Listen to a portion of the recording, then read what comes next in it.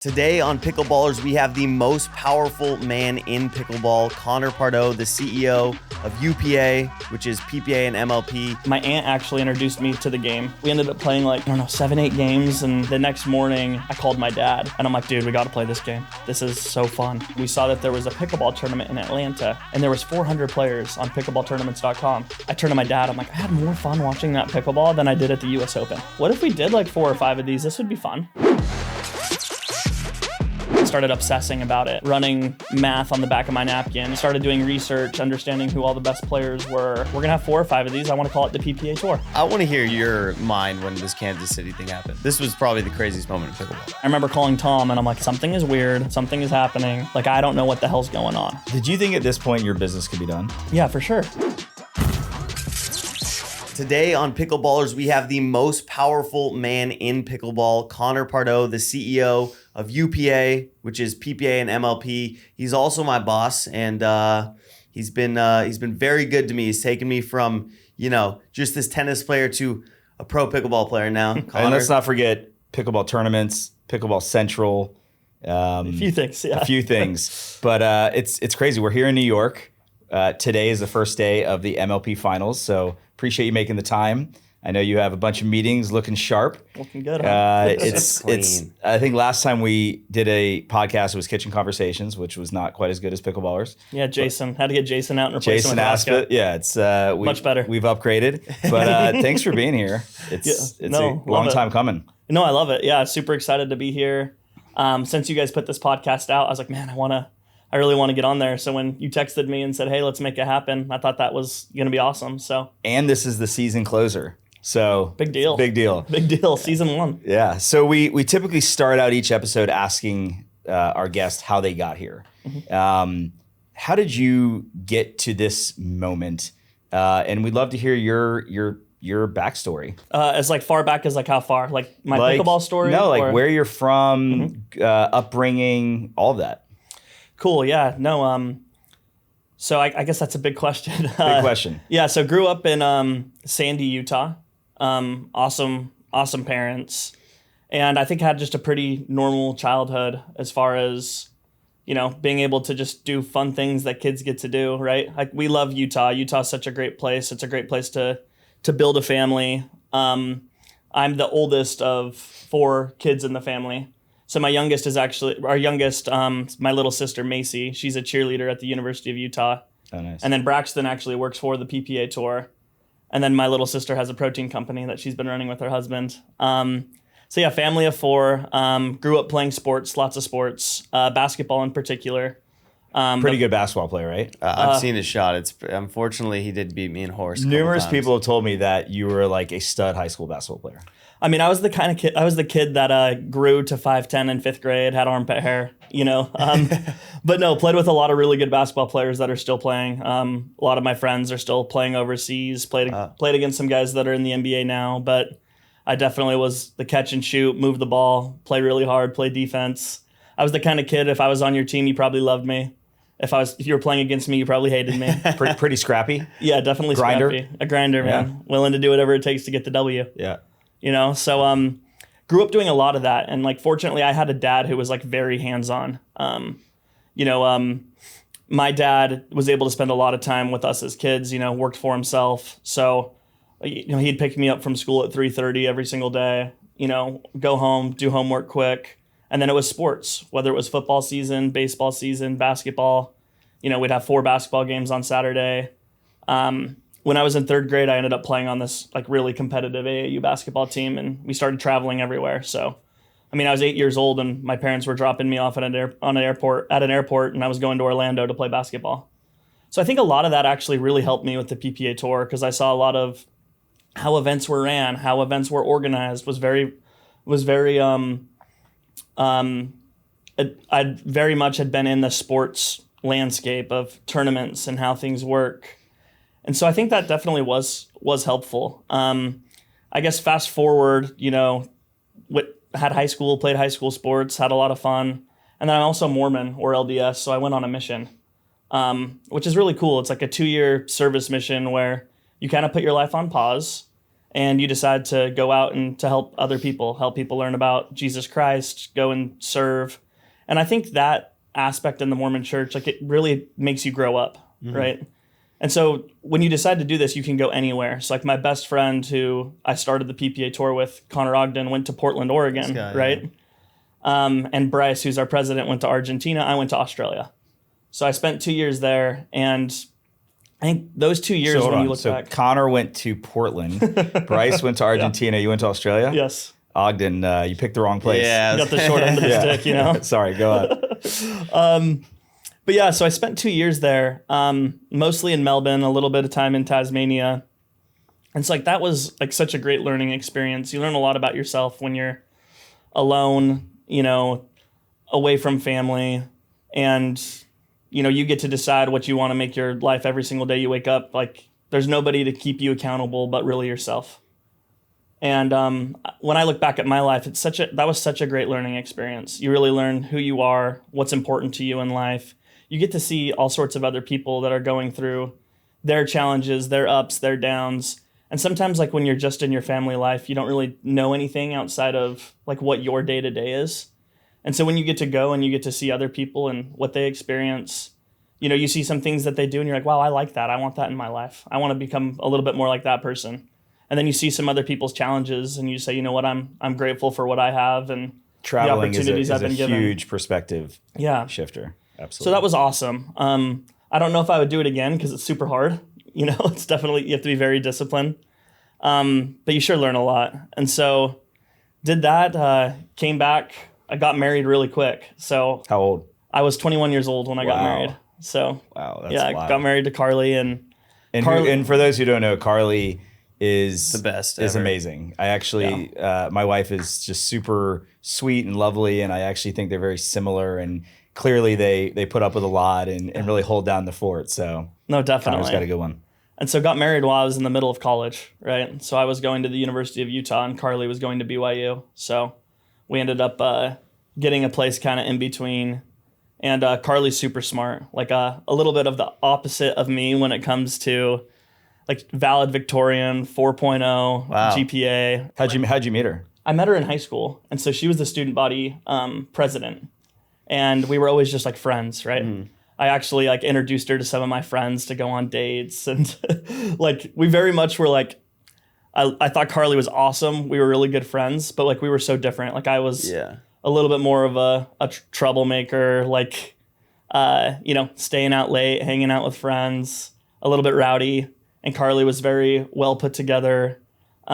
Just such a sweet, nice girl. If you guys have met Carly, like the same in high school as she is now. So question, in the Mormon religion, is it like a given that you're going to get married pretty young? Yeah, like I always thought that I was going to be like get married a little later. So my dad got married. Like what would that be? What would later? My dad got married when he was 30. Okay. But my mom is 9 years younger than my dad. Okay. Right. Yeah.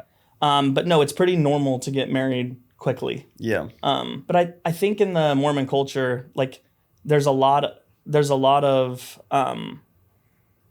I guess there's a lot of alignment that you have, like where if you're not LDS, you probably have to suss out the relationship a little bit. Mm-hmm. And what I mean by that is like, you know, you're already kind of past the first few steps. Like, you know that family is important. You know that both people probably want to have kids. Like in LDS being Latter-day Saints? Yes. Okay. Yeah, the Church of Jesus Christ of Latter-day Saints or Mormon. Yeah. Like I think that makes it so you can move a little bit more quickly.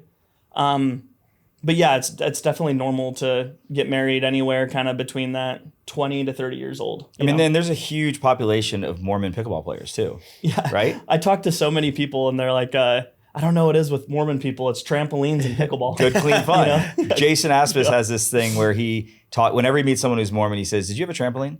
Yes, and they all say yes. Yes. And they say, "What? Good, clean fun." And that's like pickleball.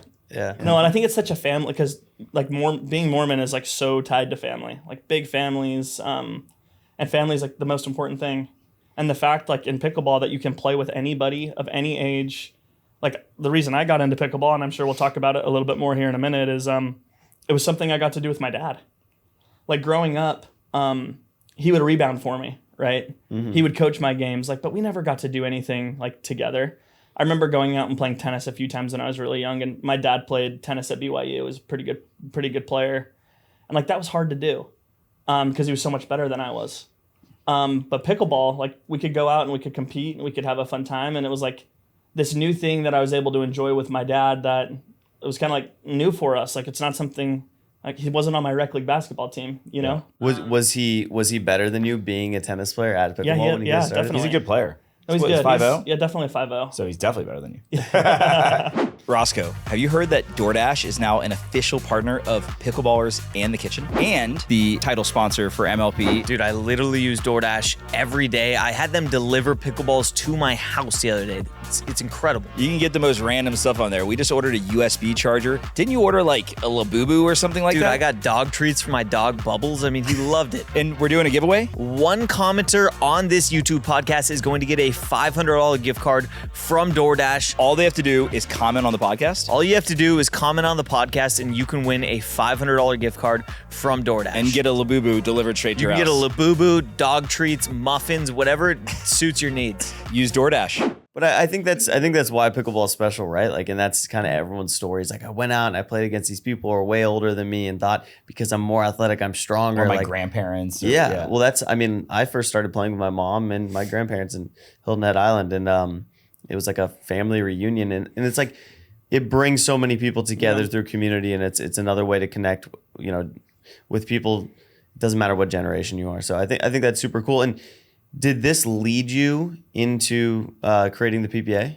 Yeah, no, definitely. So, like, I stumbled across pickleball like most people. But what were you doing before work? Sorry. Yeah, before so going back PPA. up? Well, yeah, before PPA. So you get married, you're 21. When did you have your first set of twins? By the way, Connor has 2 sets of twins. 2 sets of twins. So it's 4 kids and the PPA. Yeah, we had 4 kids, 2 and under for a while. And when did you have the first set? So I had the first set of twins the year I started the PPA Tour. And you were 23 at the time? Yeah, I would have been 23 years old. Okay. Yeah. And so, got married, continued to go to school. And then I was working in my family business. My family has a pretty decent sized real estate development company. So everything from senior living, 55 and older apartments, residential, strip malls, office building, kind of the whole thing. So I was overseeing kind of like the senior living portfolio. So all our assisted living centers, 55 and older communities. And so that's what I was doing. I thought that was, and it was a good job, right?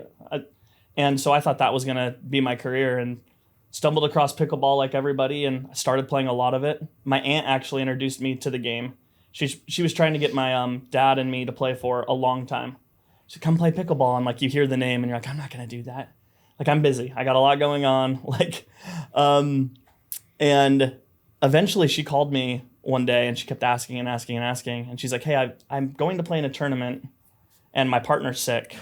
And they told me that someone could fill in. I've got nobody to play with me. Like, will you come? No way. And I was like, sure, like, I'll go and play. And have you played at this point? I had never played before. Okay. So I went down to Big 5. I got my Z5 pickleball paddle. That's what I started. It was like $80. I didn't want to get the most expensive one. I didn't want to get the cheapest one. I was just trying to find something where I'd kind of fit in. What level was this? 3-5? 3-5. Okay. So we went and we played and we lost in the finals of the 3-5 mixed. And you're just whacking. Oh, I was serving when the referee was calling the score, and I was a little bit more respectful than you, but I was still pissed off, And I was running in the kitchen to start, and it took me a few games, but we ended up playing 7-8 games, and it was a double come around, and I was like super sore after. And I remember going home, and then the next morning I called my dad, and I'm like, dude, we got to play this game. This is so fun. So the next day I'm already playing again. And so I'm looking online, I'm going to USA Pickleball, trying to figure out where there's courts. And my high school, where they used to have, so we had courts that were at the high school where the varsity tennis team would play. And then right across the street, there was a park where the junior varsity team would play. And the entire park had all been converted over to pickleball courts. And this is 2020?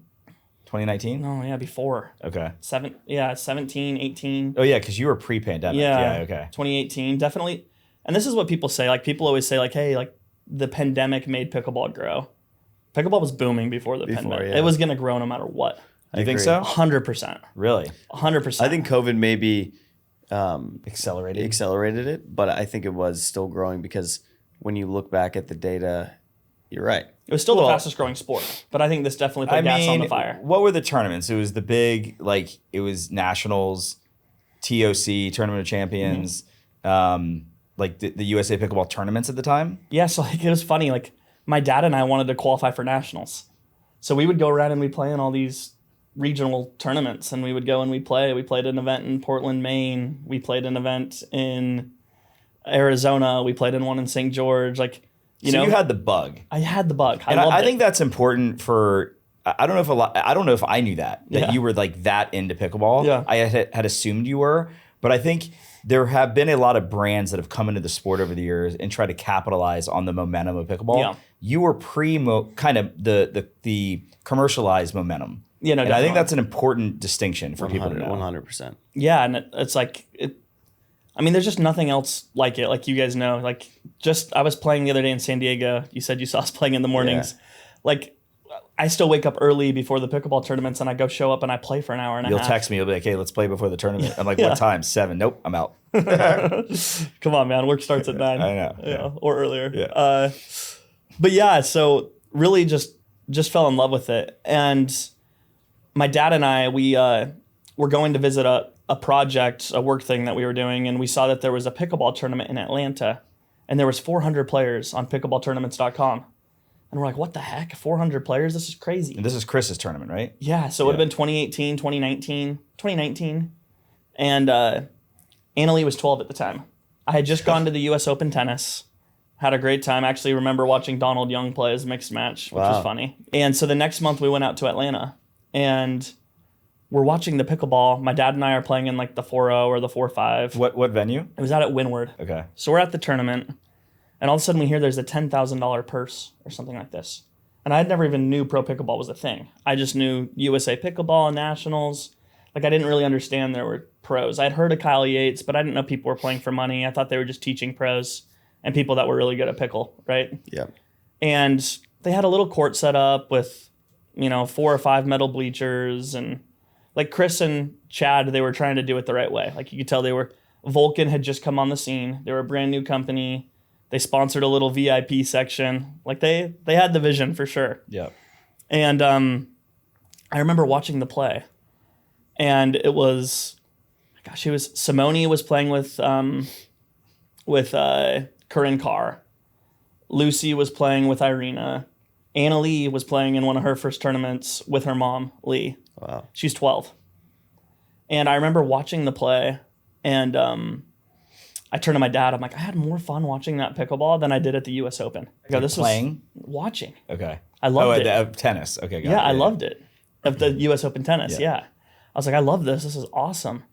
And so like we just started chatting, and I'm like, there's 400 players here. How much did we pay? Oh, we paid like $75 each. Like, there's a $10,000 purse. Okay, well, what if we did like 4 or 5 of these? This would be fun. Like, what if we just did a couple of these, and we did a couple tournaments just like this one? And What was the first one? and so that's what popped into my mind. And I'm like, oh, and my dad's like, yeah, that sounds like a good idea. Like that sounds fun. And, me being such an entrepreneur and wanting to do something, I immediately, I started obsessing about it. I started thinking about it. I was, running math on the back of my napkin, in my iPhone notes, trying to see if it would all work. I started doing research, understanding who all the best players were, started following them on Instagram. And then, I decided, hey, why don't we're going to have 4 or 5 of these. I want to call it the PPA Tour. And so the logo we have today, there's been slight adjustments, but my sister-in-law is a graphic designer. She probably thought I was crazy. All these people, and I'm surprised Carly, she was so supportive throughout it. I had a good job. I had a great career path. I was going to make money. I was going to be able to support our family. And I started chasing this silly thing, spending a bunch of time on it. So I was doing both. Were you still doing your other job? Yeah, I was when doing this both. happening? And again, I thought 4 or 5 of these things would be really fun. Yeah. And so And you're thinking you can make 30, 40K per event. honestly, I never once thought how much money can I make? I thought this will be really fun. And if I can get these things to where they're not burning a ton of cash, let's just try a few and see how it goes. Yeah. It was very much of a hobby, trying to create something cool. I never thought it would change my life in any which way. Yeah. My life was going to be great with it. My life was going to be great without it. But I love pickleball so much, I thought it would be so fun. And so we decided we wanted all the best players to be there. So we're like, all right, we're going to make a big splash. We're going to offer $50,000 of prize money. And I started messaging all the pros on Instagram. And the ones that were the top players at the time, the Matt Wrights, the Ben Johns, the Lucy Kovalovas, the Irina Tereshchenkos, I told them, hey, we're going to have 5. We came up with 5 different tournaments. The first one was in Mesa, at the Mesa Tennis Center, before this cool pickleball place has been built now. And I said, hey, we're going to have 5 tournaments. We want you to come to all 5 of our tournaments. If you agree to come to all 5 tournaments, we'll give you a $1,000 appearance fee to come. Wow. And that was like crazy for How them. many players was this? Oh, back then we probably had maybe about 32-ish pro. And maybe you're less than that, bootstrapping this thing. 24. There's no sponsors. Oh, there's no sponsors. Okay. Like there's no like. I literally figured like registrations, no ticket sales, by the way. I was like, oh, registrations and should cover it all. yeah, and we'll lose a little bit of money, and like it's not gonna change our life if we lose 50 grand an event or something like that. And then let's just see if this grows into something cool.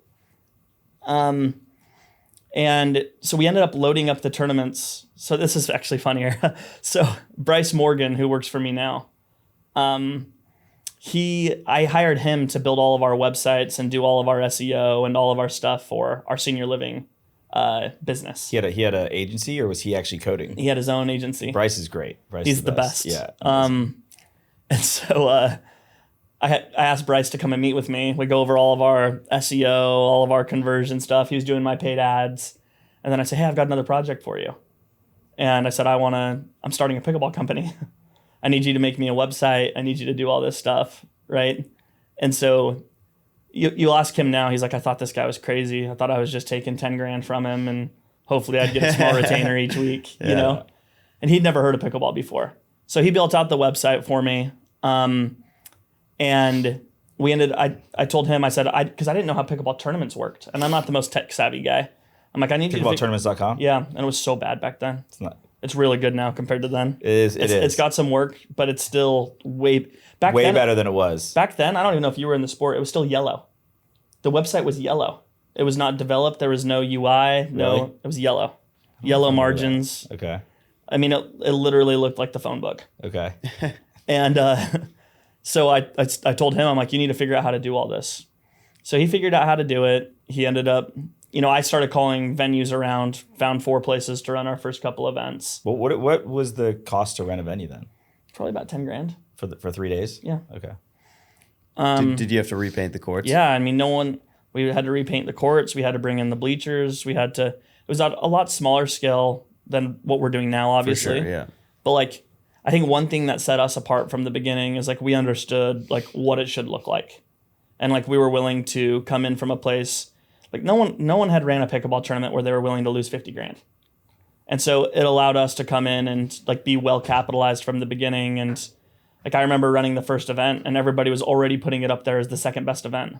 They're like, there's the U.S. Open, there's this and Nationals. They're all kind of close. I mean, I went to U.S. Open before I went to the Atlanta tournament, which I think was the first big Atlanta tournament where we met for the first time. And U.S. Open was grand, right? Mm-hmm. Like it had tons of people and they had the center court, but all of the production value outside of that, like the logos of the brands, the tents, it was all like very clip arty. Yeah. And I remember walking into the Lifetime in Atlanta and being like, wow, this is a real thing. Yeah. And that's the one thing that we wanted to get right from the very beginning, because it's the only way you could scale it, right? Yeah. You had to show people like what pickleball could be. Mm-hmm. But anyways, so we put up the listing for the very first tournament, and we opened up registration for it, and we ended up getting like 400 or 500 people within like the first 2-3 weeks. Wow. Ended up having 650 amateurs at our very first event we ever did. And I remember it was on PayPal, and like my phone kept buzzing with new people signing up. That's good. And I'm like, this is just awesome. You're just getting the little cha-chings every few minutes. Yeah, it's Dopamine freaking hits. It was great. Yeah. You guys know. Yeah. All your pickleballer merch, right? Yeah. Not yet. That Shopify. Yeah. Kitchen merch. Yeah. But yeah, so ran that first event, and now like the rest is kind of history, man. Like did it, and and from that time, like there never was like a, hey, this is what I want it to look like 3 years from now, 5 years from now. It was like a little bit bigger, a little bit better. Try to grow a little bit each and every week. Try to learn the stuff that you do well. Try to do more of it. The stuff you screw up on, try to do less of it. Like surround yourself by people that want to work hard want to try to do the right thing, care about what they're doing. And at the same time, like, you have to also have tunnel vision, because no one wants you to succeed. Yeah, right. For sure. Like, the people that are going to want you to, like, no one wants you to succeed. Everybody wishes it was their idea. Everyone wishes they would have thought about it. There's a lot of that in pickleball. There is. Yeah. And like, everyone is so quick to point out the bad decisions you make. A lot of that in pickleball. But like a lot of that in life, honestly. Yeah, it's true. I It's think true. in general business. It's true.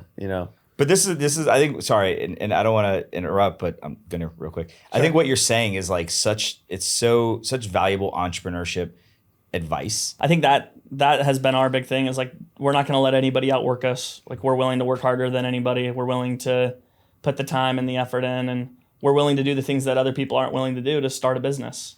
And so like, it takes a lot of that when you're starting something, as you know. Like, a lot of people, they're just not made that way, right? And that's not like acting like we're better than other people, because we're not. But like, I definitely surrounded myself with people that I knew were going to work hard, were really going to care, that were good people, that you're going to trust. You trust them with your wife, you trust them with your kids, you trust them with your bank account.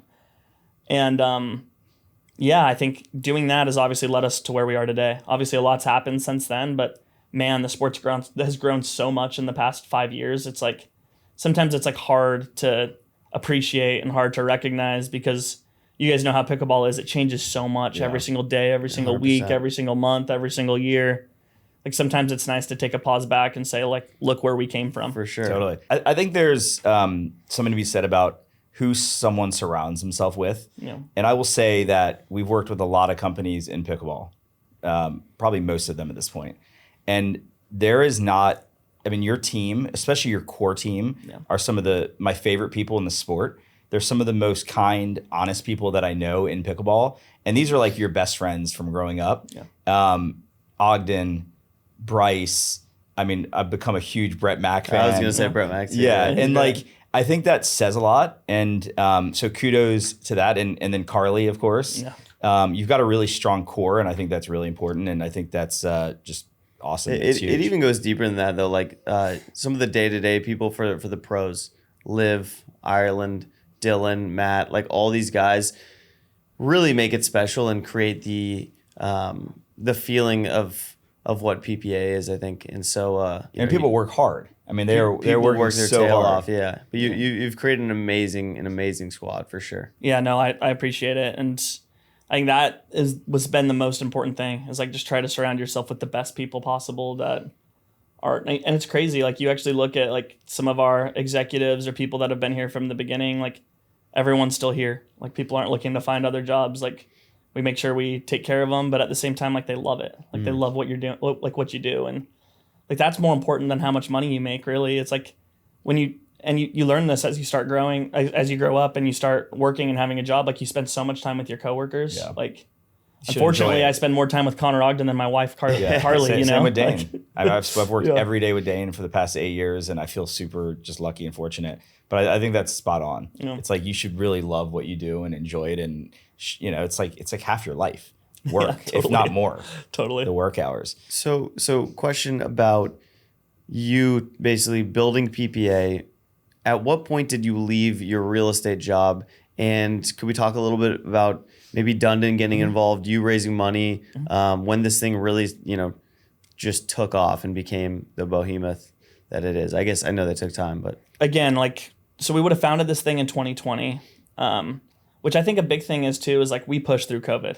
Like, there was a lot of people that were canceling events and doing everything they could to like not continue with live entertainment. And like, for us, like, we are a big believer of like, power through it. Yeah. And I think that's one thing that gave us an advantage. The APP started right around the same time. It was kind of crazy. Like, there was this thing that got announced about a week before I announced the PPA Tour, and it was called the Midwest Southern Series. And there was like 4 tournaments that were all APP. Yeah, they were kind of all in the Midwest. These 4 tournaments, and I was like, oh, that's kind of weird. So they announced something, and I had been working on PPA, so I'm sure Ken was working on the stuff he was working on. Do you think they knew that you were gonna do this? I don't think so. So they announced like their 4 tournaments, and I think Ken had this plan of like having a series, then eventually growing it to a tour, and like starting small, growing big. And so this popped up, and like, we had already had the branding done. I had my 4 locations chosen. Like, I knew I was going to announce the PPA Tour. literally a week later, we announced the PPA Tour. 3 days later, they rebrand from the Midwest Southern Series to the APP Tour. Oh, Wow. really? Yes, and so there you go. Right? Did you know Ken at all? No. Have you spent time with him at all? Never. No. To date? No time together. Really? Nope. That's so wild to me. Yeah, spend some time with like Intersport, Yeah. the company that now Yeah. owns and operates. And so spend some time with them, and they seem like pretty good guys. But yeah, with Ken, no interaction at all. Actually, the only time I ever spoke to him, I saw him at Nationals. And like I went up to like say hello to him.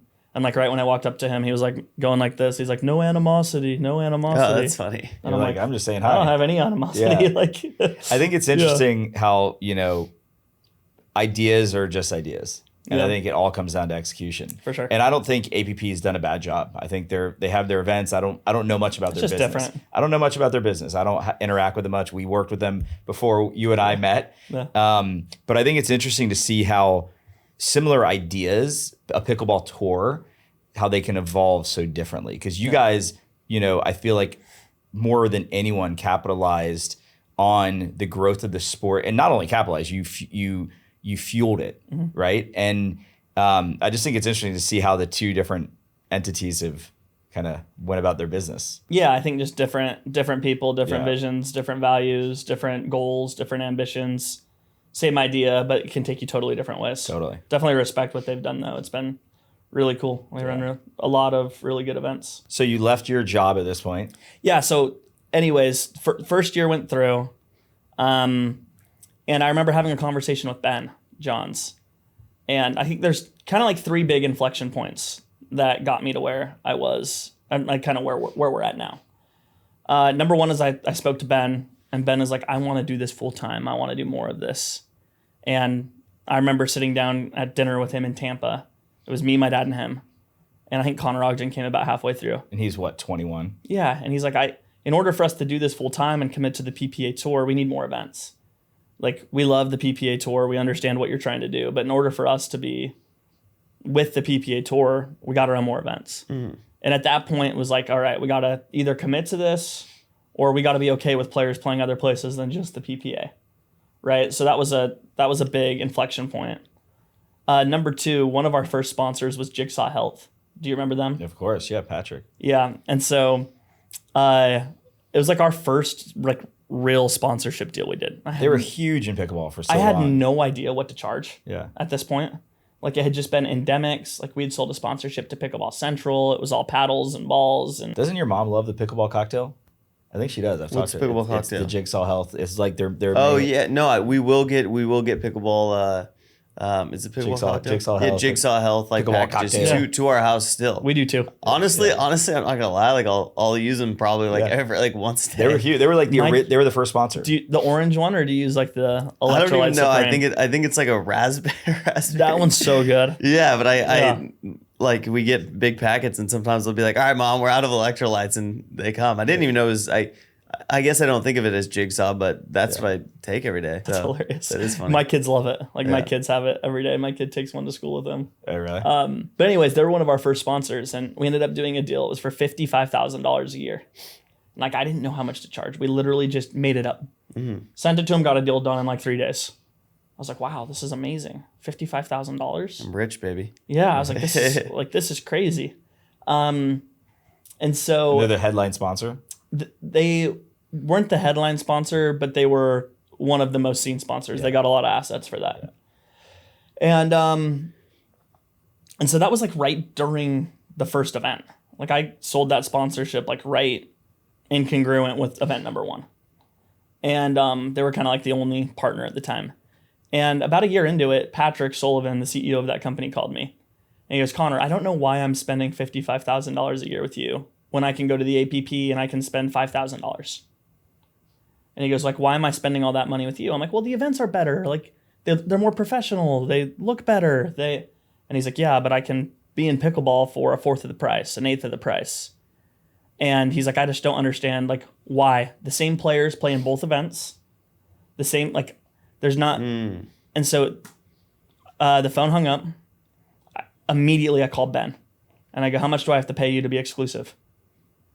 And that is what triggered in my brain exclusivity with the players. That makes Because I was getting undercut by these guys. And it wasn't just happening with Jigsaw at that point. Like, Dura is like, why do I got to pay 3 times more for you guys?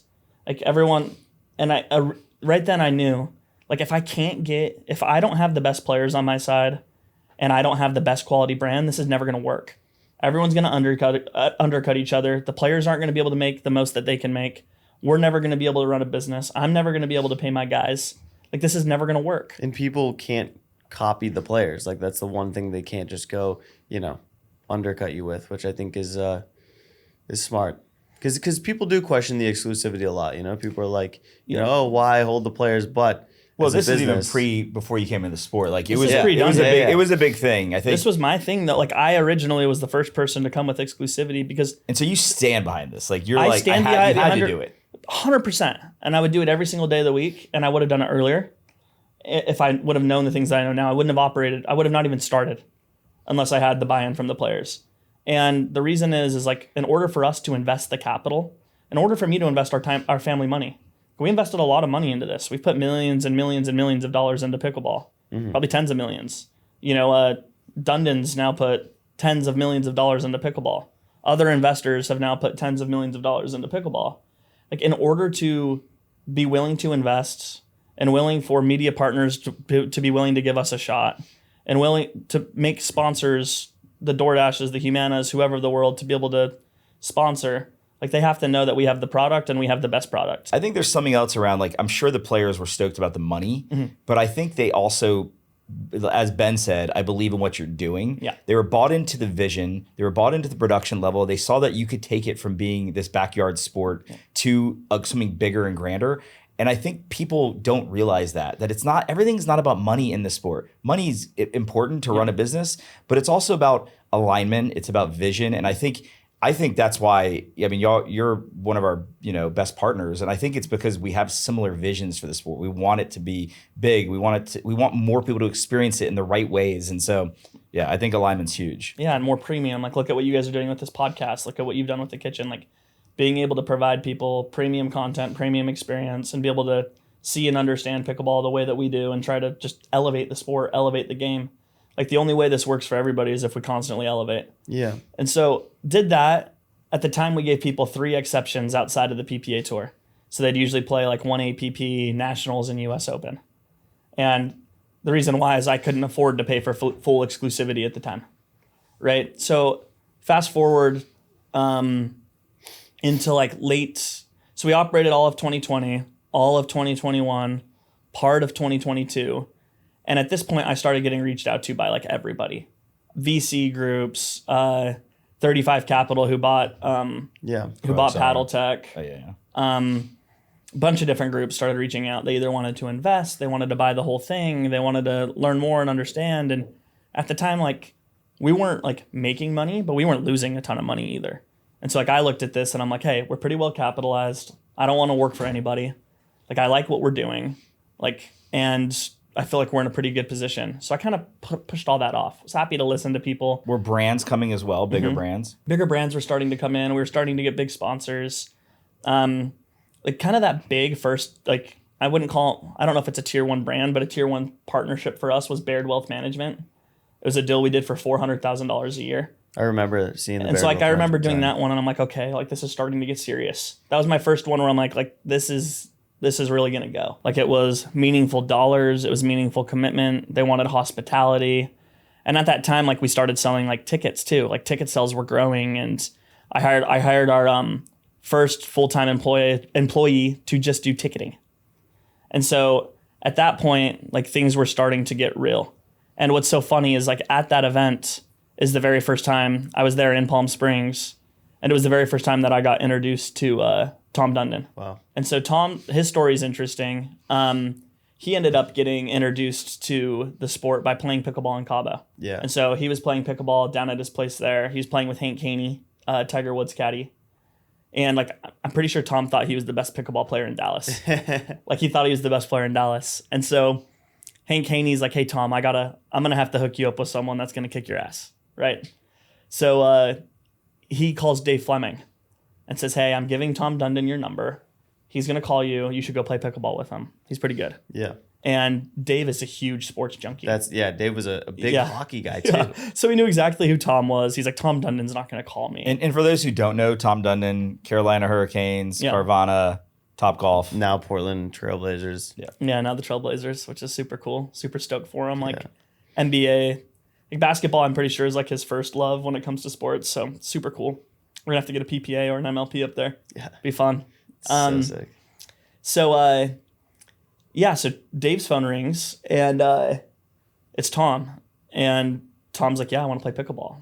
They show up at a park. Tom rocks up, plays with Dave and a group of friends. And they were obviously really good. I think he was a little bit humbled, But so Tom started building a relationship with Dave Fleming, which was key to all of this. The other thing is he has a place in Aspen, and he got to meet the Top Court guys, who just bought a Major League Pickleball team, by the way, Hyperspace Ventures. Mm-hmm. And they were the Top Court guys. Mm-hmm. Okay. And so Top Court was kind of going through this area where I think they were reaching out to Tom for funding, and Tom's like, why are you paying so much for content? Like, you were paying so much for Nick Kyrgios, Serena Williams, Venus Williams, all these big, like, A-brand tennis players. Like, you're never going to be able to make it. You have to pay too much for your content because your talent's so expensive. Pickleball's growing so much. Like, why don't you do pickleball? Like, you'll probably do better in pickleball than you will in tennis. And so he ended up coming back to Dallas, calling Dave Fleming, saying, hey, like, I've got some friends at Top Court. They make really good content. Like, just trying to help. And this is like the kind of guy Tom is. Like, he's a connector of people, nothing in it for him, just wants to see people around him that he cares about succeed. And so he was just trying to connect dots.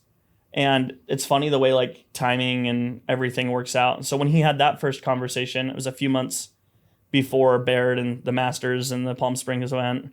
And we were actually running an event in Dallas at the time. And so Dave's like, yeah. So he ended up calling Ben. Ben came over, met with Tom. And they started talking about Top Court and if there was some stuff they could do together. Obviously, like one thing led to another. I think Tom started learning about the space and, all of a sudden we end up on the phone together. And Tom and I just started talking about pickleball in general. He wanted to understand the landscape, who we were, how it all worked. He loved that we had exclusivity with the best players. He thought the product was pretty good from the beginning. And I think, and this is one of the reasons why like you have to have a relationship. Like, Ben laid out the landscape very clearly for Tom. Like, these guys are in the lead. These guys work really hard. These guys are doing all the right things. And like being able to have that endorsement from Ben at the time definitely led to Tom and I putting a deal together, right? But what's so different about like my first conversation with Tom is it wasn't about like, hey, pro pickleball, I want to buy it. Pro pickleball, I want to invest in it. It was like very much like genuine, like wanting to understand me and the business and what we're doing. And we ended up talking for like 2 hours. Wow. I remember just going on a walk and it was like 100 degrees outside. And I was just on the phone with this guy. Okay. So And you're in Utah at the time? I was at Palm Springs at our event. Okay. Literally the day after we sold the Baird sponsorship. So like it was like everything happened so quick, right? And we're talking and like Tom starts asking questions like, who are the biggest and the best brands in pickleball? We talk about Pickleball Central. We talk about pickleballtournaments.com. We talk about a few other different companies. And Tom's like, I think like we have an opportunity to own a sport and really be able to monetize a sport from the top bottom. And I think for me, like that was like someone that was like seeing what I saw in pickleball. Someone also that loved pickleball, played a lot of pickleball. He was playing almost every day. And so like one thing led to another and we ended up getting that deal done. And at the time I had somewhere around 20 to 30 employees working for me out of Utah. And so a number of us relocated down to Dallas and we ended up putting a deal together with Tom and he was able to infuse some more capital, some more resource. But more important than that was like, he was in the office with me every day grinding. Like vision, what should it look like? What do we need to do? For how long was he grinding with you in the office? He's still like he's not in the office every day. Yeah. But I mean Tom and I, we talk for like it's weird if we don't talk for at least 2 hours a day. But the build up point to get from where you were, which was good, to then do you think he was a big reason why it ended up being great? Yeah, 100%. What was that? How long was that time frame of him? About a year of us grinding. And like people don't know this, but like I actually moved down to Dallas and we moved into Tom's office building and we operated for a year with me and him before our deal was even done. Wow. Like because I remember that time frame. Everyone was like, "Is the deal done? Is it actually happen?" Yeah, I mean, Steve tried to undercut that thing 3 or 4 times, but like I wasn't interested, right? And so at that time, like I think it built a lot of trust with him. Like, hey, these guys are willing to come down here and grind, and our deal's not even done yet. And like, you know, with Tom, like the relationship that I have with him was like earned. It was not given. Like it was through hard work and doing the right thing and, you know, working close together. And but like, you know, that's where things came in, like the bigger sponsorships, you know, TV, getting introduced to all these guys, like the vision for the LED boards and the connections to be able to buy those things, right? Like he used to be the majority owner of Topgolf. So the group that does all the LED boards for Topgolf, that's the group that we work with on the PPA Tour. So bringing the right people together, I was already talking to Tennis Channel, but he ended up having a good relationship with Dr. Phil, who had a really good relationship with Ken Solomon, who was the CEO there at the time. And like I was working with the guys below them, right? And so like all it did was put gas on the fire that we already had going. But like without Tom, it does not become as professional or grow nearly as fast as it grew. Like sure, we did the work, but none of it's possible without him putting in his own time, his own effort, and like him caring about the sport. And it probably gave you like a little bit of that business street cred, right? People are like, oh, wow, Tom Dundon is backing this thing. And clearly, you know, at the time, was he already doing the Carolina Hurricanes? Yeah, he already had the hockey team. Yeah, so, I mean, how old were you at this time? I would have been like 26 or 27. 26-year-old, like having Tom Dundon come and basically, you know, say, hey, I want to, you know, partner with you on your business. I mean, that's pretty insane, right? Yeah, and I don't think if Tom didn't know exactly what this was going to be either. Like when we started, like I was just going to run the PPA Tour. Like that's what I was going to do. And, you know, we probably were going to hire a CEO to oversee the whole thing. And like to this day, there was never a day where, you know, Tom's like, hey, you're going to run all things pickleball. It just happened. Like we just got in and like I wanted to see it grow. I wanted to see it get better. Like I was the second largest shareholder behind Tom because, you know, our deal, I did basically a full equity deal. Like I took no cash from Tom. Tom has, to this day, I haven't taken any cash from Tom. It's all been the vision of trying to grow this and trying to make it as big as we can, and everything's been put into the business. But, you know, like one thing led to another, and, you know, here we are. Yeah. You know, it's the morning of the MLP finals in an hour, and I think MLP was a really big kind of player, and Steve Kuhn came into the sport. And can you tell us a little bit about that and what led to Tour Wars? Yeah, no, definitely. And I mean, I think it's a big story in itself, and we could probably do a whole episode on that and really dive in. And I'm happy to go. And there's documentaries coming out about this, right? Or something. The documentary doesn't hit on it too much. It's more about there's one that's out. Okay, but I heard there was more like that's really gonna kind of showcase what went on or something. I don't think so. Okay. No, we should write a book. That's what we should do. Yeah. It's pretty crazy. Yeah. So MLP popped up, and like, I think really like team pickleball is so fun, and like we love it. Tom loves it. I love it. The group loves it. You know, we're here before the MLP finals now, and like we're super stoked of like what team pickleball is turning into. You know, MLP pops up, and it's definitely a wrinkle into what we're doing. Like you think of the PPA Tour, and it's much more of like what the ATP is to tennis or the PGA is to golf, where it's the best on the best individual ranking, who's going to be the best player in the world. And the team pickleball is like anything but that. It's cities, celebrity team owners, you know, players, camaraderie, rowdiness, and it's like super fun. And so like it definitely popped up, and you know, it was definitely something that we took a look at. We said, hey, like, is there a way that any of this fits and works together? You know, and Ben and I actually got Tom and Steve into a room, and we all started talking about like, hey, is there a way to put a deal together? And at the beginning, like it would have been much easier to put a deal together then. And I think the problem is like the PPA Tour, it was generating revenue. We knew what it was going to be. At that point, MLP was just an idea. And so it's so hard to put a deal together that's not lopsided. But at the time, they had announced a lot of the big celebrity This owners. was pre that. Really? Mm-hmm. And I'd heard about the Steve Kuhn meeting in Dallas, and I heard it was pretty contentious. Yeah, I think it was pretty contentious because like I remember us asking Steve, like, what is MLP? And he pointed to the sticker on his computer, and he said this. Like it was a brand, it was an idea. Yeah. And like he did a good job executing it. But like at that time, like there wasn't like we were happy to do a deal, but the deal was probably a deal he wouldn't have liked, right? Because you're like, we're a known entity, you're an idea. Yes. Yeah. You know, and anyways, we walked out of that meeting, and at the time we had exclusivity with the players, full exclusivity. So when Tom came in, instead of having those 3 events that I used to have, we ended up paying the players more, extending them, and so we had full exclusivity at the time. So we said, okay, like good luck building MLP. We're going to keep doing what we're doing. So we did that for a year, and then some of the bigger name celebrities started getting announced, and at that time, we had been trying to work back and forth with a few of their people. Like we're working with Tom and Richie. We're talking quite a bit. Brian Levine, a few others, and like we always thought that eventually there would be some kind of deal that we had put into place. And Steve was a hedge fund guy, and he had a very successful hedge fund career.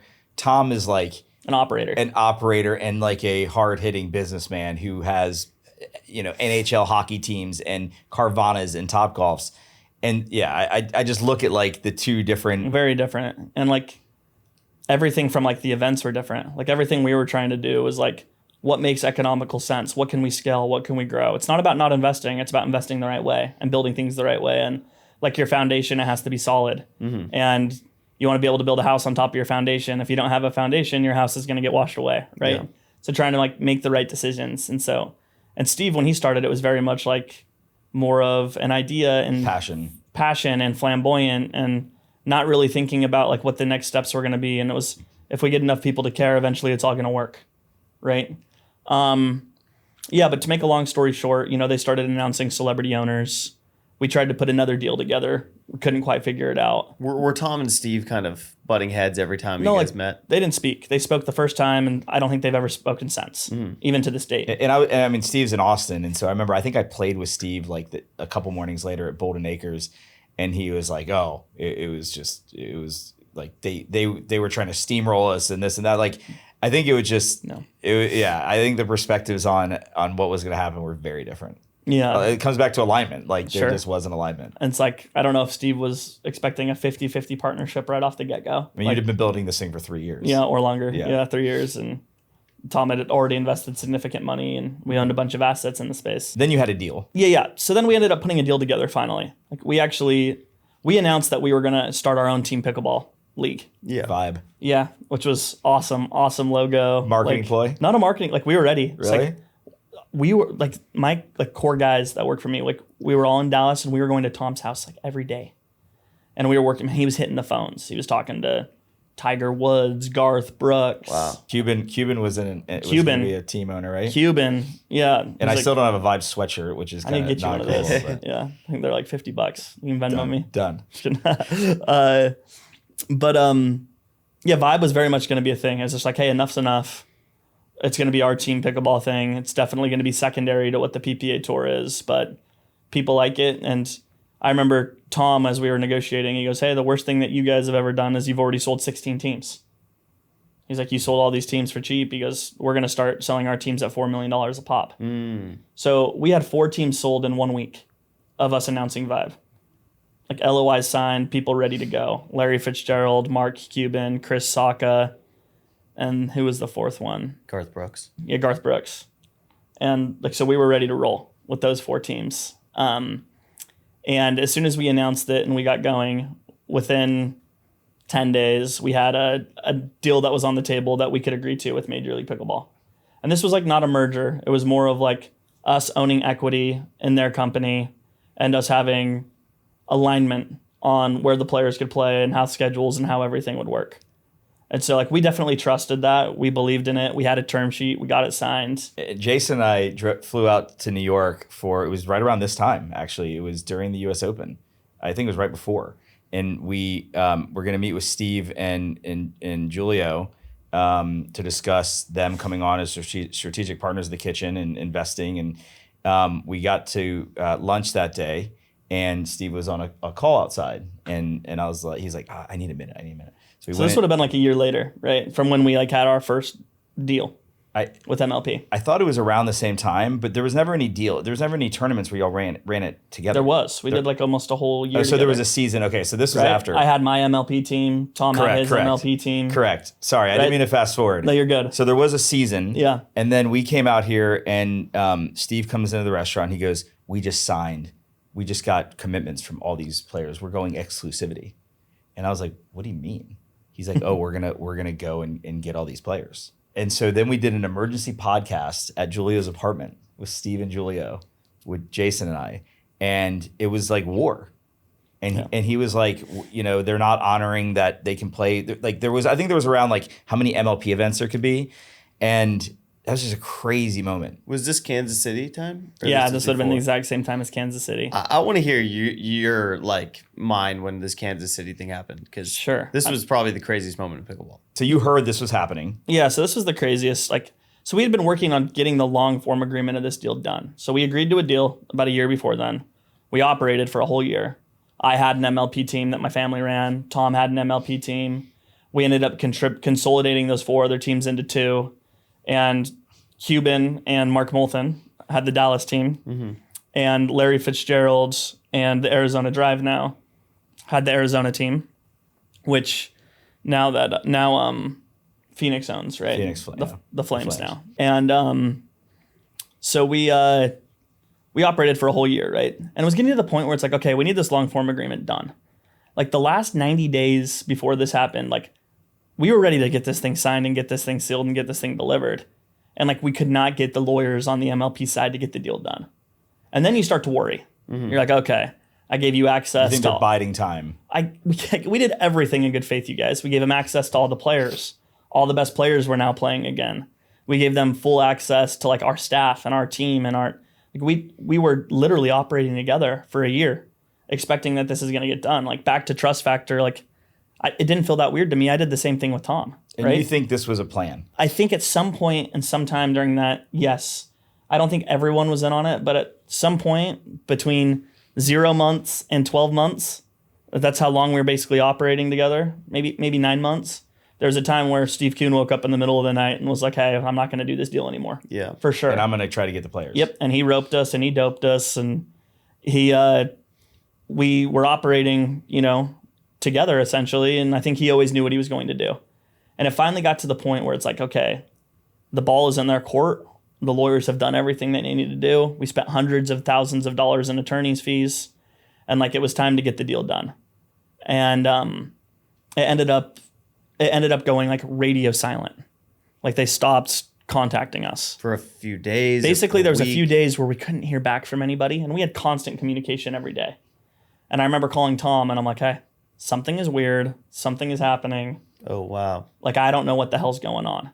So Tom's calling Zubin. Tom's calling Brian Levine. Everything's fine. We don't know what you're talking about. And then all of a sudden, 2 days later from that, even they cut off. And everybody's quiet.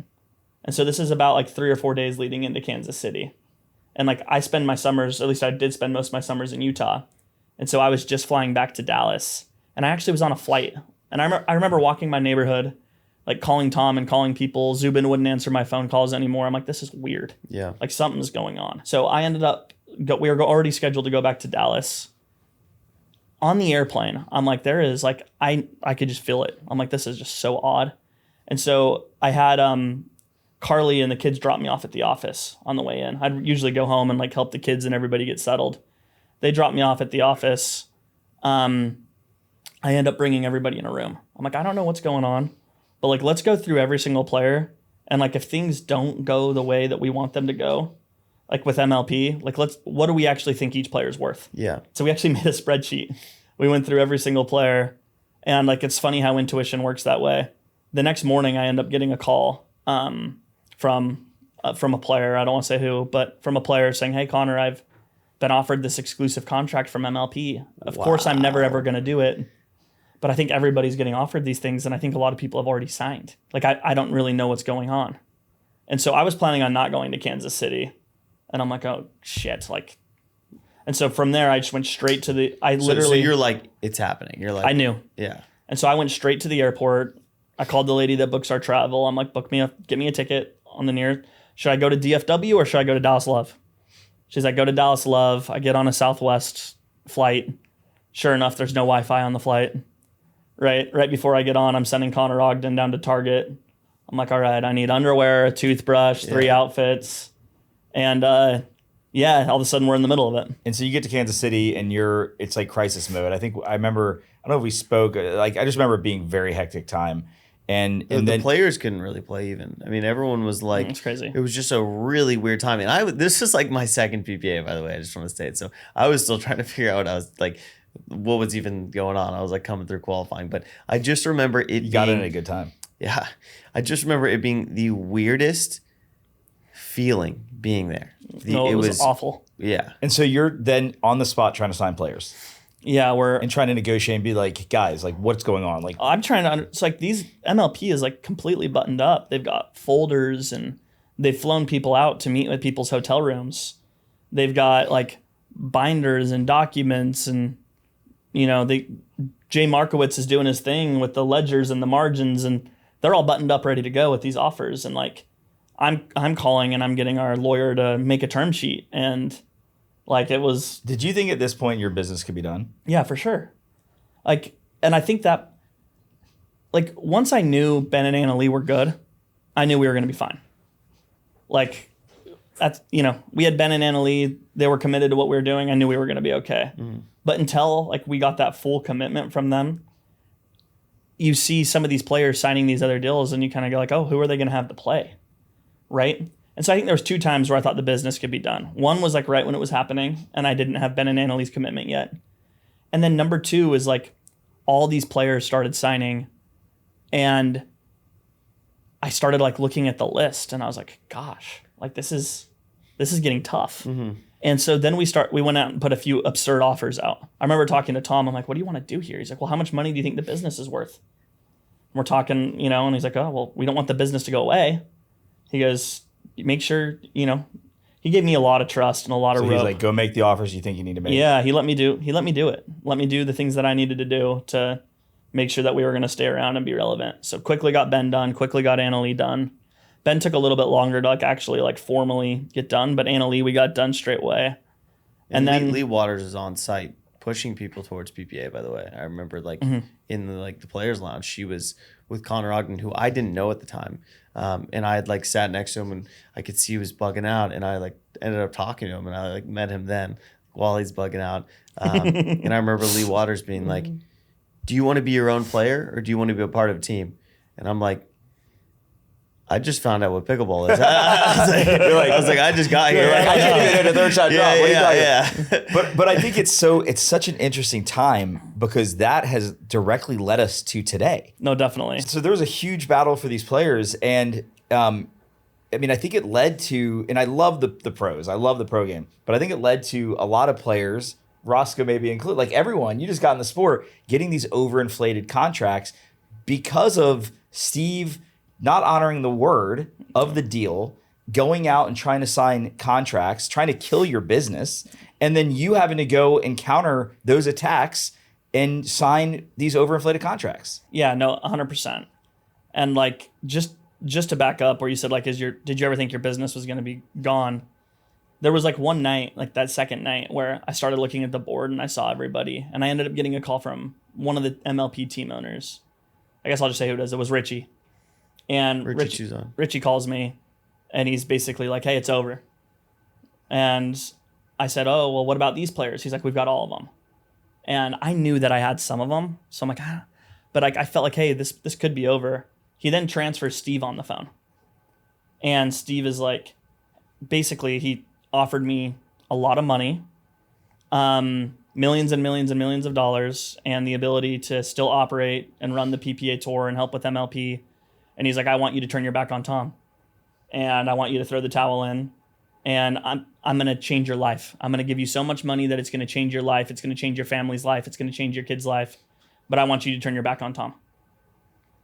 And I immediately told him he was crazy and that I was never going to do that just because that's just not the person I am.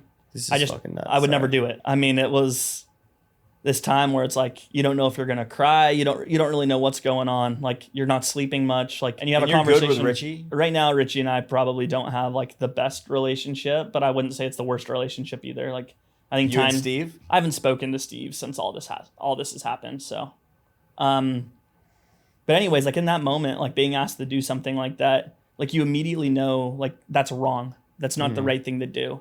Like look at how much Tom has done to be able to take the business to where it is today. And it was an easy decision for me to say, hey, that's not going to happen. And then immediately the next day, like the tide started to turn. We signed Julian, we signed Lauren, who had just won MLP MVP. We bring in Deckel Barr, who was kind of like really close to Steve. We end up signing That was a big one. Jack Sock, Jeannie Bouchard, Donald Young.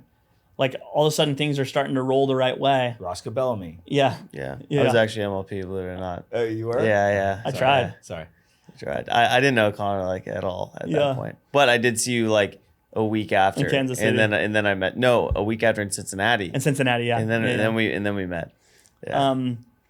But yeah, so at that time for a split second, but then the next day came and I realized we were going to be in a fine position. I feel like it's really unfortunate the way things shook out with Steve. And that doesn't mean that it wasn't deserved. Because I think, and then I know Steve tried to sell teams from what I understand. Yeah. Maybe, I don't know all the details. Tried to break it off again. But I think Steve was a great visionary for the sport. I think MLP, I think Duper, I thought Dreamland was cool. And it just sucks. And I think that just there wasn't that alignment in the beginning. And I think maybe he brought a knife to a gunfight in that first meeting with Dundon and you. And yeah, so I mean, People say, business people who have done a lot of high level things, that what happened with the Tour Wars was the craziest thing they had ever seen in all of business. Like one of the Tom too. Yeah, and I mean Tom Dundon, who's done an insane amount of entrepreneurship. You're probably 27 at this time. Yeah. Going through what guys who have been doing this for 20, 30 years are saying it's the craziest thing they've ever seen in business. I mean, obviously tough times create strong people, but my gosh, like I mentally, how'd you get through that? Honestly, like I think there was never a time to sit down and really think about like, what am I actually going through? What's actually happening? And like, at the end of the day, like I love pickleball. Like I love the players. I love the sport. I want it to succeed. But like, I always knew that like without it, my life is still going to be okay. Like I've got an amazing wife at home. Yeah. At the time I had 4 kids that were 3 and under, right? 2 sets of twins. It's wild. Great family, great parents. Like if it all didn't work out at the end of the day, would it have sucked? Yes. Would I probably have always like had a piece of me that was super upset and sad and like what could it have all been if we put it together? Sure. But like knowing that you have that at home and like everything's going to be okay at the end of the day. Like I think that was getting through it. And then like I think being in the moment and like just being the grinder, it's like how do we solve problems? Like how do we make sure we have the advantage? Like part of me enjoyed it. Yeah. Part of me enjoyed putting the puzzle together. The puzzle, the grind, we just trying to put the deal together, trying to figure out what it's going to be, the strategy. So like, I think when we look back, sure, that was crazy. And did it like put a dent into the business? 100%. Like what happened, like it made no sense. Like it had no economical sense. It was all made up, fabricated, like for people to try to save their business, right? But I think when we look back at this, like 5 years from now, we're going to say, hey, the best thing that ever happened was that. Yeah, I agree. We spent a lot of money, but you know what it did is it unified everybody. It brought everybody under one roof. It brought all the talent under one roof. It brought all the MLP team owners under one roof, the executives, the personnel, the pro players. And like now what's so awesome is like I get to wake up every day and our team gets to wake up every day. And it's like we're not competing in the space anymore. Mm-hmm. Like now it's just about like how do we grow? How do we make the events bigger? How do we make the events better? How do we make the product better to watch? How do we bring in more partners? How do we try to drive media value? How do we try to work with the kitchen? How do we try to work with, all of our media partners? How do we try to help these pro players become celebrities? How do we get more people to want to watch? How do we sell more tickets? And like getting to do all that and focus on all that and not focus on all the outside stuff.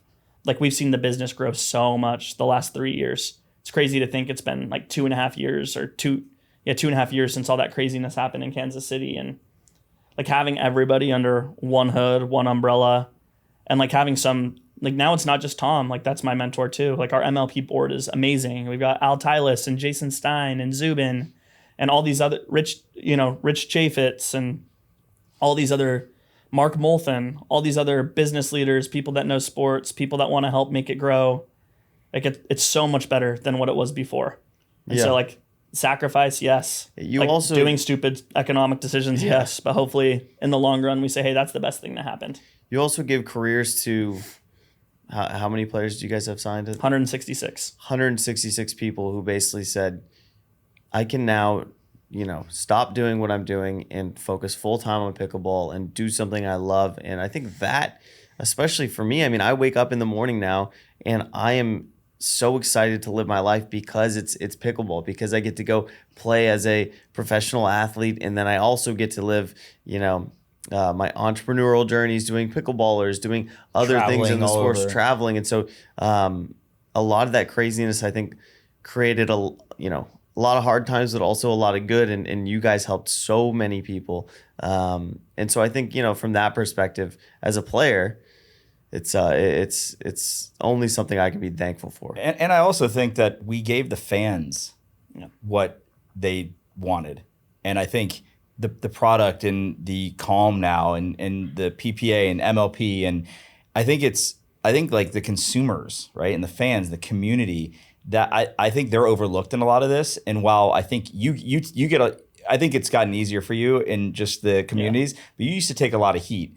And I think now people are starting to see the vision, and ultimately, this is a community sport. And I think the people love it. They want to get behind the pros and they want to have better tournaments to play. And I think all of that was better for the community. I think that's the number one thing that we're talking about here now is the community and the fans. And like without them, we don't have a pro sport. Like we got to make sure that we don't have a product. Yeah. Exactly. Like they're Pickleball Central, PPA, they're the consumers. And it's like, how do we make their life better? How do we make their life how do we help contribute to them and put out a product that's compelling, that they want to watch, that they want to be a part of, that they want to follow these players and understand who they are. And no, I agree 100%. And maybe the most well-served in all this might be the community and the fans. The fact that now there is a season for MLP. It's going to be in the summer. There is the PPA Tour. There's a reason on how it works and why I should care and why it matters. Can you give us the 60-second kind of, for lack of a better word, pitch as to why the 3-year extensions make sense? Yeah, definitely. Like I think we back up to what Roscoe was saying. Like we gave these pickleball players the opportunity to be pro athletes. And so what's been awesome this last 3 years, or 2.5 years, has been like we've been able to grow the business tremendously. Ticket sales, sponsorship, advertising, media, like our revenue, we've grown it so much. And so like I remember when we first did this with all the players, and I remember talking to Tom, and I was like, hey, we're paying $33 million to pro players now. Like, what do you think this is going to be in 3 years when all this rolls off? He's like, I don't know. Like the APP is paying out $1.5 million. Do we pay out $5 million? And that would then make it impossible for Roscoe to do what he just said. Yeah. Like live a life where he can really focus on this and do this and provide for people. I think what's awesome is the business has grown so much is like we're now talking about $20 million in prize money, and also with these guarantees, you're talking about another $8 million in guarantees for pro players. So you're talking about $28 million that's still getting paid to pro pickleball players, and the opportunity to go out and play in front of a national audience and build your brand, then build their brand, charge more for clinics, do content, podcasts. The platform might be worth more than what we pay you. Yeah. Because you're able to build your own name, image, and likeness. You have the platform to be able to be a pro and do things off court. Roscoe's more interesting on the podcast. Yeah. And I think there's people that came over from tennis that maybe made $1 million in their entire tennis career, and over the past 3 years they've made $1 million. Oh yeah, there's people Tina Pisnik and Deckel Bar, Colin Johns. Did you play pro tennis? There's a little bit. I jumped into pickleball beforehand. My tennis career went like that at the end. Yeah, but all of those players have made more money from pickleball in than 3 they years. have. Yeah, with that being said, these new 3-year extensions, what I'm so excited about is we're going more to a prize money model. So you're still going to have that base, that safe haven, that fallback number to where, hey, there's enough there for me to be able to make a career out of this and be able to bet on myself. But now it's going to be more of an eat what you kill model. Like right now, what's really screwed up is you had somebody like Hayden Patriquin who was making not a lot of money from like the player he was is where he signed in Tour Wars.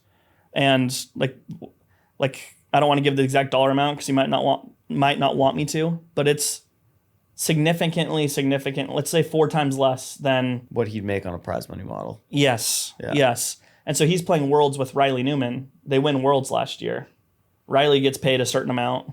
Hayden gets paid a certain amount. And that doesn't change from winning the biggest pickleball tournament. A professional sports league cannot be like that. It No. needs to be based on how well you perform. And so like now what's awesome about these new extensions and these new contracts is like we're going to be able to say the World Pickleball Championships is in Dallas. There's an $1 million purse. Like the winner of, there's a $50,000 swing depending if you win this last match or not. Yeah.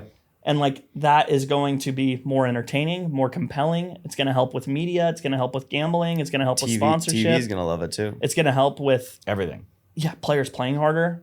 And I'm not saying they all don't play hard, but as the time has gone by, less people are now playing harder on the guaranteed contracts. It's a 100% fact. And so like making sure that we have the most compelling product as possible, going back to the fans and the community, like this is the best way to do that. And like we're super stoked. Like And you've got most of the players. Yeah, the players that can win and want to be here and See their brand developing. Yeah, the players that we think are going to be here 3, 4, 5 years down the road. Yeah, they're all committed and they're here and we're focused on growing something really cool together. The ones that are hard are the ones that got overpaid that may or may not have, a lot more pickleball wins in their future. And like those, like we're going to honor the contracts we have and like we're not saying we're not going to pay you. Like we've paid everybody their contract from the first year. We've paid it all from the second year. Every penny has been paid. Every penny on time. We're happy to pay it in the third year if we need to. But those that want to move to the prize money model, that want to bet on themselves, that want to be here long term, that want to continue to grow the brand and the sport with us, like they've done this 3-year extension and like we couldn't be more stoked to continue to build their brand, build our brand and just grow pickleball as fast as we can. So last kind of question for you. What is the future of pickleball? Where is it headed? And what do you guys have in the works right now? So when I started the PPA, the very first sports property that I circled was the AVP beach volleyball. I said, I want to be bigger than that. We're already way bigger than that now. Revenues are way bigger. Events are way bigger. Attendance is way bigger. Media is way bigger. Sponsorships way bigger. And so like we passed that. And so like I don't have another property that like I'm circling where I'm like, I want to be that big. NFL. Yeah, that'd be great, wouldn't it? I think for us, like when we say, like, hey, what is the future? Like what we're the most focused on is like, how do we take this 20 to 30 million pickleball players that are playing and how do we get the doers into viewers? That's what we say. So like, how do we have a brand and a product that's compelling where we can take the amateur pickleball players and get them to care about Roscoe Bellamy and Annalie Waters and Tyson McGuffin and Ben Johns and Hayden Patriquin and Anna Bright. And so like that's a big initiative for us. And I think we've already seen a lot of growth in that area. I mean, I was talking to the an executive from NBC and they own the Golf Channel. And they said the best thing about golf is that it's the most played sport. It's the most played sport in the US right now. And it turns the doers into viewers. And, he believes that's going to happen to pickleball. He thinks more people are going to play pickleball than golf. And a lot of pickleball players are going to end up watching pickleball because of it. Yeah, it's just you just need critical mass. I mean, I've been hard on MLP, and I think this season, midway through the season, it turned a corner. Yeah. And I think and there's been other events in the past, Mesa and Daytona from 2023 were super exciting, but now I feel like there are fans of each city. I feel like it's getting more dialed in. It's getting more ramped up. People are getting hyped up. Like I think the next 3 days are going to be phenomenal. They are. They're going to be some of the best in pickleball. Yeah, and I think PPA has always been dialed in. Like you guys have had that product really. I think there's always things can always be better, but I feel like it's been in the right place. Now I feel like MLP is really coming along. We couldn't agree more. Like there is things that are better about both products. Like there is some things about MLP that are better. There are things about the PPA Tour that are better. I think they complement each other really well. Like I think getting to the point where we have these 2 distinct seasons now, like sure, we have 150 employees, but like when you're talking about bouncing from a PPA to an MLP and trying to market and do paid ads and educate the consumer, educate the community, it's tough. And so like the fact that we've got MLP that's going to be the the summer series. It's going to be really heavy in June, July, and August, and it's about teams and cities and celebrity team owners and rowdiness. New partnerships, I think, is one of the New big things, too. partnerships. And then you've got the PPA Tour that's going to run like school year, September to May. That's more about who's the best player in the world, individual accolades. Like a big thing for us is going to be delineating the slams from the cups and the opens and why the big ones matter. And we're going to be spending a lot more on like worlds type spilled outs for all 4 of the big ones and kind of scale down the smaller ones. And same with MLP. Like we're really going to bulk up on opening season, the mid-season tournament, and the playoffs. And like we're going to start moving the budget around a little bit and emphasizing on some of the premier events.